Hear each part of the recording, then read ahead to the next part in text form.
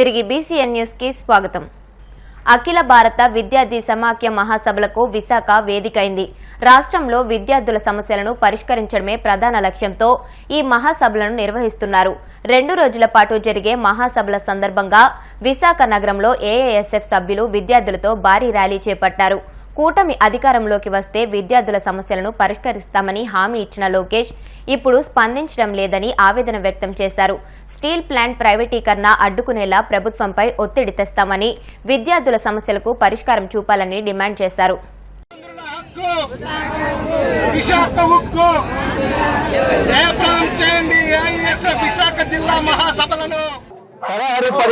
ఈ రోజు రేపు ఏఎస్ఎఫ్ 32వ జిల్లా మహాసభ విశాఖపట్నంలో ఘనంగా నిర్వహిస్తబోతా ఉన్నాం. దీని ముఖ్య ఉద్దేశం ఏంటంటే, ఏదైతే ఈ రాష్ట్రంలో కేంద్ర ప్రభుత్వం రాష్ట్ర ప్రభుత్వ విద్యా వ్యవస్థ పూర్తిగా ప్రైవేటీకరణ ఖాసీకరణ చేస్తా ఉందో దాన్ని పూర్తిగా అడ్డుకోవడం కోసం ఈ మహాసభలు నిర్వహిస్తా ఉన్నాం. ఇప్పటికే రాష్ట్ర వ్యాప్తంగా చూసుకుంటే నారా లోకేష్ గారు ప్రతిపక్షం ఉన్నప్పుడు యువగలం బాధ్యతలు ఏఎస్ఎఫ్ నాయకులతో నడుస్తూ మేము అధికారంలోకి వస్తే జీవో నెంబర్ 77 రద్దు చేసి పీజీ విద్యార్థులు న్యాయం చేస్తామని చెప్పడం జరిగింది. కానీ అధికారంలో వచ్చాక కనీసం ఆ ఊరు చెప్పే పరిస్థితి కూడా ఎక్కడ కనిపించే పరిస్థితి లేదు. అలాగే 32 మంది ప్రాణత్యాగం చేసిన విశాఖ ఉక్కి ఈ రోజు కేంద్ర ప్రభుత్వం నష్టాలు ఉందని చెప్పేసి తాకట్టు పెడతా ఉంది. ఆ విషయాన్ని ఆ అంశాన్ని ఏదైతే పూర్తిగా ఖండిస్తా ఉంది. సత్యమే విశాఖ ఉక్కికి సొంతకాలు కేటాయించి చేతులు విలీనం చేసి ప్రభుత్వ రంగంలోనే కొనసాగించాలని చెప్పి ప్రధానంగా డిమాండ్ చేస్తున్నాం. అలాగే ఈ రోజు రాష్ట్ర వ్యాప్తంగా చూసుకుంటే ఎస్సీ, ఎస్టీ, బీసీ, మైనారిటీ హాస్టల్లో ఎక్కడ విద్యార్థులు పూర్తి స్థాయిలో మౌలిక వసతులు కరువయ్యాయి. అలాగే గత 7 నెలల నుంచి బకాయిలు పూర్తి స్థాయిలో రిలీజ్ చేసే పరిస్థితి కూడా రాష్ట్ర ప్రభుత్వం కనిపిస్తున్నది. ఈరోజు రాష్ట్ర ప్రభుత్వం ప్రకాశం జిల్లాలో పలు చోరీలకు పాల్పడుతున్న 8 మందిని అరెస్ట్ చేసి వారి వద్ద నుండి సుమారు 12 లక్షల విలువైన సొత్తును కేజీన్నర గంజాయిని స్వాధీనం చేసుకున్నట్టు ఎస్పీ ఏఆర్ దామోదర్ తెలిపారు. ఒంగోలులోని జిల్లా పోలీస్ కార్యాలయంలో జరిగిన మీడియా సమావేశంలో ఇందుకు సంబంధించిన వివరాలను ఎస్పీ వెల్లడించారు. జిల్లాలోని పొలాల్లో ఉన్న ట్రాన్స్ఫార్మర్లను పగలగొట్టి రాగితీగ దొంగిలించి విక్రయించడంతో పాటు గంజాయిని తెచ్చి విక్రయాలు చేస్తున్న 3గురిని త్రిపురాంతకం పోలీసులు పట్టుకున్నారు. వారి వద్ద నుంచి 16 కిలోల రాగితీగ, కిలోన్నర గంజాయి స్వాధీనం చేసుకున్నారు.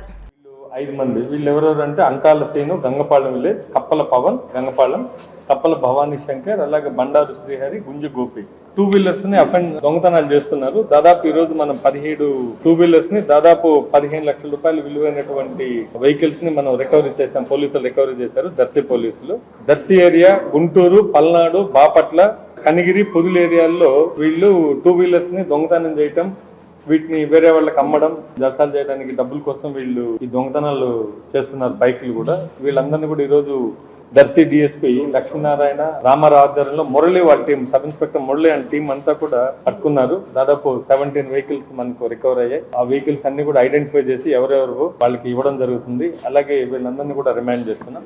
ఇంకొక కేసులో త్రిపురాంతకం సిఐ గారు వాళ్ళ టీంతో ఒక 3 వ్యక్తులు ట్రాన్స్ఫార్మర్లు పగలగొట్టి అక్కడ ఉన్నటువంటి మోటార్స్ అన్ని దొంగతనం చేసి రైతులకు బాగా నష్టం కలిగించేటువంటి గ్యాంగ్ ఇది.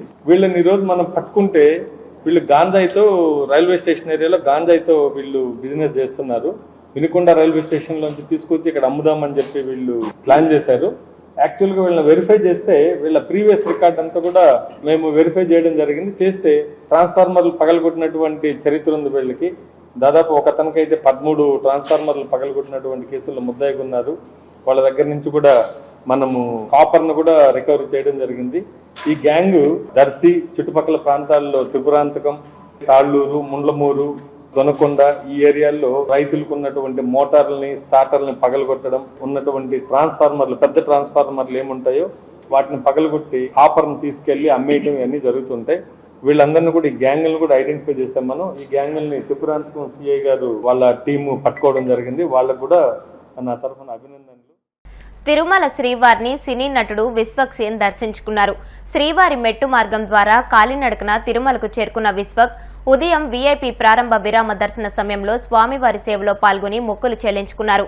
దర్శనానంతరం వీరికి రంగనాయకుల మండపంలో వేద పండితులు వేదాశీర్వచనం అందించగా ఆలయ అధికారులు స్వామివారి తీర్థ ప్రసాదాలు అందజేసి పట్టు వస్త్రంతో సత్కరించారు.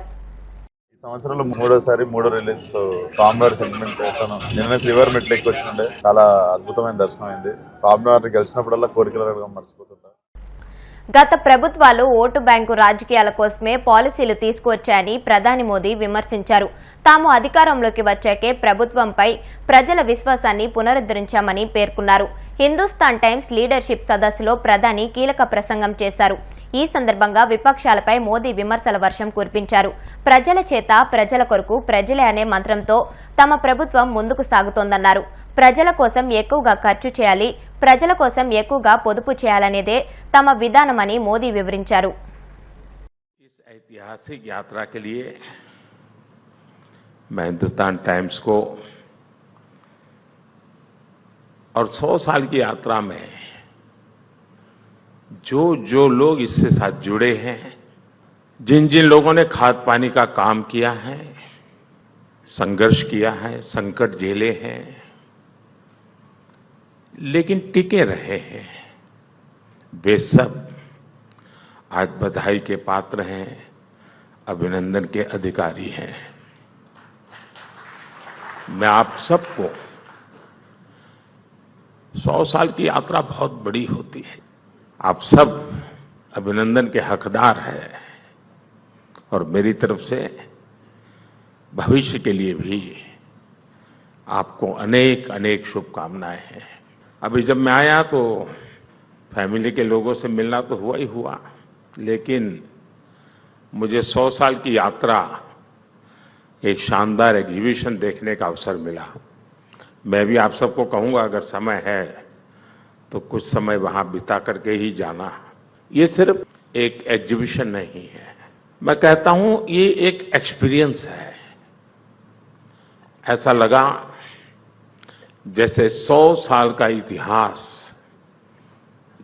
आंखों के सामने से गुजर गया। मैंने उस दिन के अखबार देखे जो देश की स्वतंत्रता और संविधान लागू होने के दिन छपे थे। एक से बढ़कर एक दिग्गज महानुभाव हिंदुस्तान टाइम्स के लिए लिखा करते थे। Martin Luther King, Netaji Subhash Babu, doctor Shyama Prasad Mukherjee, Atal Bihari Vajpayee, doctor MS Swaminathan, इनके लेखों ने आपके अखबार को 4 चांद लगा दिए। वाकई हम बहुत लंबी यात्रा करके यहां तक पहुंचे हैं। स्वतंत्रता की लड़ाई लड़ने से लेकर आजादी के बाद आशाओं के अथाह समंदर की लहरों पर सवार होकर हम आगे बढ़े हैं। ये यात्रा अपने आप में अभूतपूर्व है, अद्भुत है। వార్తలు ముగించే ముందు ముఖ్యాంశాలు మరొకసారి. మంత్రి నారా లోకేష్ సమక్షంలో ఐఐటి మద్రాస్తో ఏపీ ప్రభుత్వం కీలక ఒప్పందాలు. అధునాతన సాంకేతికతను అందిపుచ్చుకోవడమే లక్ష్యంగా ముందడుగు. మినీ సెంటర్లను మెయిన్ సెంటర్లుగా మారుస్తూ ఆదేశాలు ఇవ్వాలి. 42 రోజుల సమ్మె ఒప్పందాన్ని అమలు చేయాలని డిమాండ్ చేస్తూ కాకినాడలో అంగన్వాడీల ధర్నా.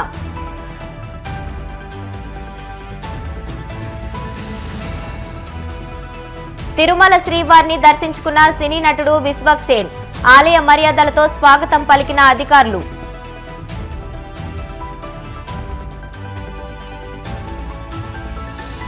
గత ప్రభుత్వాలు ఓటు బ్యాంకు రాజకీయాల కోసమే పాలసీలు తీసుకువచ్చాయి. విపక్షాలపై విమర్శల వర్షం కురిపించిన ప్రధాని మోదీ. ఈ వార్తలు ఇంతటితో సమాప్తం. మరిన్ని వార్తల కోసం BCN digital YouTube channel, Facebook page ని ఫాలో అవ్వండి. అప్డేటెడ్ వార్తల కోసం ప్లీజ్ సబ్స్క్రైబ్.